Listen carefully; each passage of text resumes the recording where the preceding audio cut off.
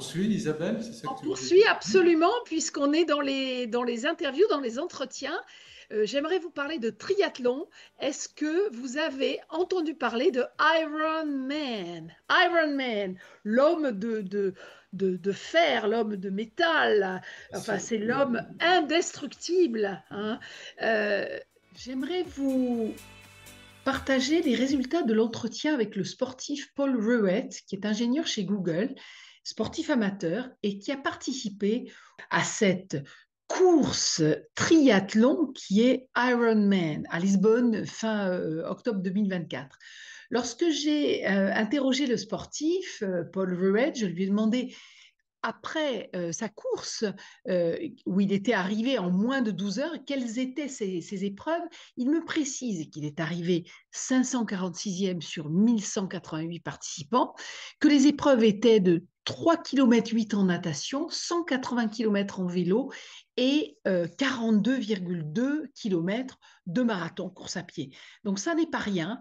Et je voulais savoir à quel moyen humain et numérique, à quel prix il avait pu réaliser cette performance. Il me répond qu'il s'est entraîné 6 jours sur 7, entre 8 heures et 13 heures selon les semaines, avec une discipline alimentaire draconienne, pas d'alcool, beaucoup de protéines, de légumes, peu de sucre, et que le numérique l'a accompagné tout au long, avec un planning d'entraînement digital, une montre connectée pour mesurer vitesse, temps, rythme cardiaque et autres métriques utiles. Alors, quand je continue en lui posant des questions sur sa course et qu'il me précise un petit peu plus quels étaient ses outils et supports numériques et comment ils l'ont aidé dans son entretien sportif et sa préparation, il me dit que pour lui, ce qui était important, c'était la montre connectée Garmin Forerunner 955, évidemment, qui lui donnait toutes les métriques et que cette application très complète lui permettait d'avoir les mesures en temps réel et en particulier, il était connecté grâce à sa montre connectée à ce qu'on appelle un Training Peaks. C'est une plateforme avec coaching, planning et fonctionnalités sur les pics. Alors, ça s'utilise, c'est une application qui est payante pour savoir les pics d'activité. Sinon, sur les consultations normales, l'application est ouverte à tous. Il a également utilisé pour sa motivation Stravo, qui est un réseau social sportif pour prendre certaines mesures, dont l'ajustement du dénivelé au rythme. Et puis pour trouver de nouveaux parcours, en particulier pour la course de vélo. Voilà. Alors, son entreprise Google Irlande l'a aidé et a aidé un certain nombre d'employés sportifs à pousser leurs limites et à participer à ce genre d'exploits. Ça n'a rien de confidentiel. Il parle du soutien en particulier logistique, équipement et une autre aide qu'il a eue, en particulier dans la salle de sport, de la plupart des bureaux. Il y a des tapis de course, des coachs sportifs à prix réduit, des piscines au bureau de Dublin. Et puis, l'entreprise l'a aidé au niveau financement pour en éducation, en amélioration continue, très important pour continuer à trois niveaux d'accompagnement, celui du financement qu'on appelle de business critical, celui qui est lié au business, celui qui est lié au développement personnel. Voilà. Donc, l'IA, évidemment, a impacté les performances grâce à l'analyse prédictive et les stratégies personnalisées. Un grand amateur comme Paul Reuet peut travailler de même façon que les athlètes de haut niveau.